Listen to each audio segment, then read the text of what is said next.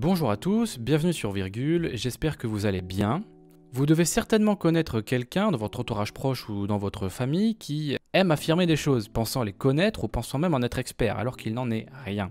Cette personne est sûrement victime d'un biais cognitif que l'on appelle l'effet Dunning-Kruger. Alors l'effet Dunning-Kruger, qu'est-ce que c'est ? Cela nous vient d'une étude parue en 1999 réalisée par les psychologues David Running et Justin Kruger, montrant qu'il peut exister un effet de surconfiance chez certaines personnes, et cet effet c'est donc l'effet Dunning-Kruger qui porte leur nom. Alors qu'est-ce qu'elle nous montre cette expérience ? Eh bien, elle nous montre cette courbe. Alors cette courbe, qu'est-ce qu'elle nous dit ? Nous voyons que sur l'axe des abscisses, il y a le niveau de compétence et que sur l'axe des ordonnées, il y a celui de la confiance. Et tout cela est bien évidemment au fil du temps. Donc on voit très bien qu'au début, par rapport à n'importe quel sujet, notre niveau de compétence est du coup très bas, mais notre niveau de confiance s'augmente très rapidement. Et donc les psychologues nomment cette courbe, le début de cette courbe, la montagne de la stupidité.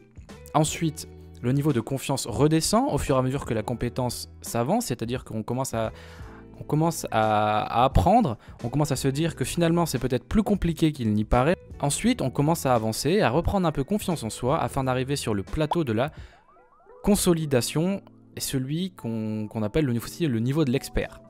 Alors qu'est-ce que nous dit l'effet Dunning-Kruger ? Bien, on voit que c'est une surestimation des compétences, que c'est une surestimation de la connaissance que l'on a, et qu'ensuite on ose affirmer des choses à cause de cela. C'est une incompétence qui s'ignore. On voit en effet qu'il existe aussi un double paradoxe. Parce que pour mesurer son incompétence, on voit qu'il faut être compétent, et on voit aussi que l'ignorance rend bizarrement plus sûr de soi que la compétence, ou que la connaissance. Pour vous donner un exemple de l'effet Dunning-Kruger, il y a celui d'une étude qui a montré que 90% des Français pensaient mieux conduire que la moyenne. Vous voyez aussi le problème, il y a ici que 90% des Français, c'est plus haut que 50%. Ou encore que notre très cher Dr Raoult et que Bernard-Henri Lévy affirmaient durant l'été 2020 qu'il n'y aurait pas de deuxième vague. Effet Dunning-Kruger. Cet effet Dunning-Kruger est à rapprocher d'un autre terme, d'un autre mot, qu'il s'appelle, attention, l'ultracrépidarianisme. Alors, l'ultracrépidarianisme, qu'est-ce que c'est ? L'ultracrépidarianisme est le comportement qui consiste à donner son avis sur des sujets à propos desquels on n'a pas de compétences crédibles ou démontrées. C'est aussi, par exemple, Étienne Klein aime dire que c'est le terme de « le cordonnier doit s'arrêter à la chaussure ». Pour vous donner un exemple, on voyait beaucoup de philosophes sur les plateaux de télévision nous parler de virologie. Je pense à Michel Onfray ou encore à André Comte-Sponville. Et donc, est-ce que vous pensez réellement que c'était à André Comte-Sponville ou à Michel Onfray de venir parler de virologie ?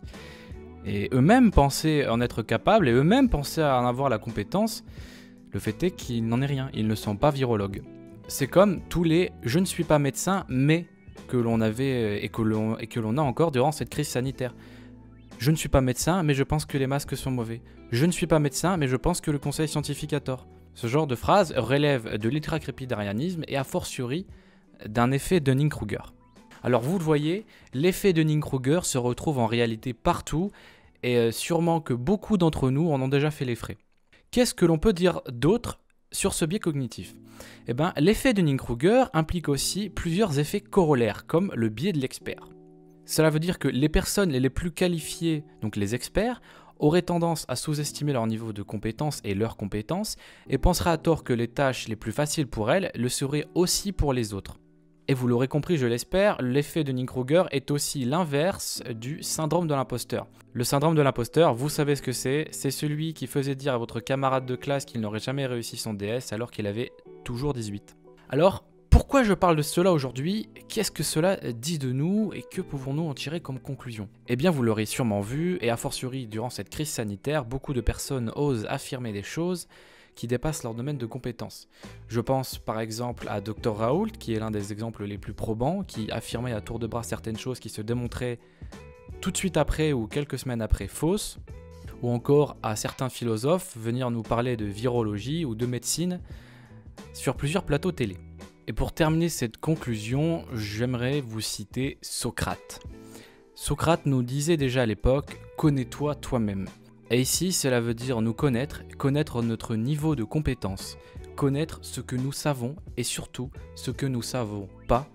Il faut oser dire que l'on ne sait pas car dire que l'on ne sait pas, c'est déjà affirmer que l'on sait quelque chose. Comme le disait déjà Socrate, tout ce que je sais, c'est que je ne sais rien. En réalité, l'ennemi de la connaissance n'est pas l'ignorance, mais bel et bien la certitude. Et merci à tous d'avoir suivi cette vidéo, j'espère qu'elle vous aura plu.